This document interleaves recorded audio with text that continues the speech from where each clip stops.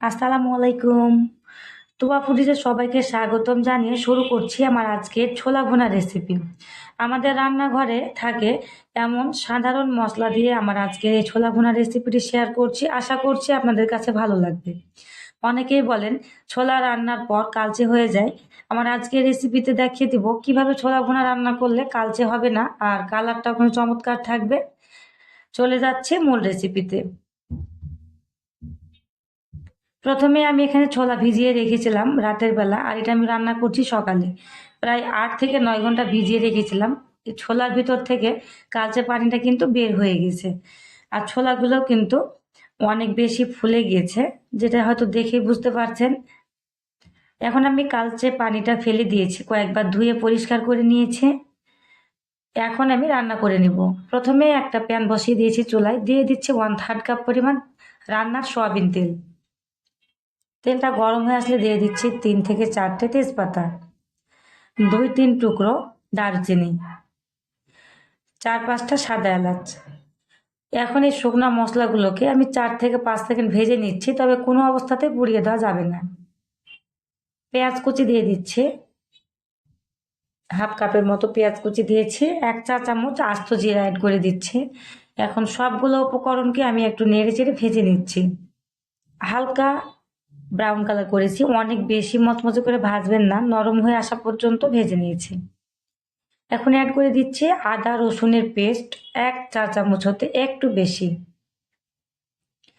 এখন আদা রসুনের কাঁচা স্মেলটা চলে যাওয়া পর্যন্ত ভেজে নিচ্ছি। হলুদ গুঁড়ো দিয়ে দিচ্ছি 1 চা চামচ, লাল মরিচের গুঁড়ো দিয়ে দিচ্ছি 1 চা চামচ, ধনিয়ার গুঁড়ো 1 চা চামচ, লবণ দিয়ে দিচ্ছি 1 টেবিল চামচ। এখন সবগুলো উপকরণকে আমি একটু ভেজে নিচ্ছি। হলুদের কাঁচা স্মেলটা চলে যাওয়া পর্যন্ত ভেজে নিচ্ছি 10 থেকে 15 সেকেন্ড। এর বেশি ভাজতে যাবেন না, সেক্ষেত্রে কিন্তু নিচে লেগে যাবে বা পুড়ে যাবে। তাই এখন আমি টমেটো কুচি অ্যাড করে দিয়েছি। টমেটো কুচি দেওয়ার পরেও আবারও সেমভাবে সবগুলোকে ভেজে নিচ্ছি।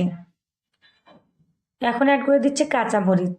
কাঁচামরিচটা আমি 4 থেকে 5টা দিয়েছি। ঝালটা নিজের পছন্দ অনুযায়ী বাড়িয়ে অথবা কমিয়ে দিবেন, তবে কাঁচামরিচটা দিলে অনেক ভালো একটা ফ্লেভার পাওয়া যায়। এই সবগুলো উপকরণ ভেজে নেওয়া হয়ে গেলে আমি অল্প একটু পানি অ্যাড করে দিয়েছি। পানিটা দিয়ে আমি সবগুলোকে খুব ভালোভাবে কষিয়ে নিচ্ছি। তেল ছেড়ে দিয়েছে মশলা থেকে, তখন বুঝবেন মশলাটা একদম ভালোভাবে কষানো হয়েছে। মশলাটা কষানো হয়ে গেলে এর মধ্যে আমি অ্যাড করে দিচ্ছি ছোলাগুলোকে। এখন সবগুলো উপকরণকে একটু ভালোভাবে মিশিয়ে নিচ্ছি। খুব সহজ একটা রেসিপি, আর একদমই ঘরোয়া মশলাই এই রেসিপিটি আমি বানিয়ে নিচ্ছি। আশা করছি আপনারা দেখলে নিজেরাও কিন্তু অবশ্যই একবার ট্রাই করে দেখবেন, আর আপনারা কিন্তু সফল হবেন ইনশাআল্লাহ। এই পর্যায়ে দিয়ে দিচ্ছি 1 চা চামচ গরম মশলার গুঁড়ো। গরম মশলার গুঁড়োটা দিয়ে আবারও সেমভাবে মিশিয়ে নিচ্ছি। ছোলাগুলোকেও কিন্তু আমি কষিয়ে নিয়েছি মশলার সাথে। কষানো হয়ে গেলে এর মধ্যে আমি গরম পানি অ্যাড করে দিচ্ছি, অনেক বেশি গরম না, হালকা কুসুম গরম করা পানিটা অ্যাড করে দিচ্ছি। এখানে গরম পানি অ্যাড করলে ছোলার টেস্টটা কিন্তু অনেক বেশি ভালো থাকে, আর ছোলাগুলো কিন্তু কালচে হয়ে যায় না। ঠান্ডা পানিতে রান্না করলে ছোলাগুলো কালচে হয়ে যেতে পারে, আবার অনেক সময় আগে ছোলা সিদ্ধ করে রান্না করলেও কিন্তু কালচে হয়ে যেতে পারে।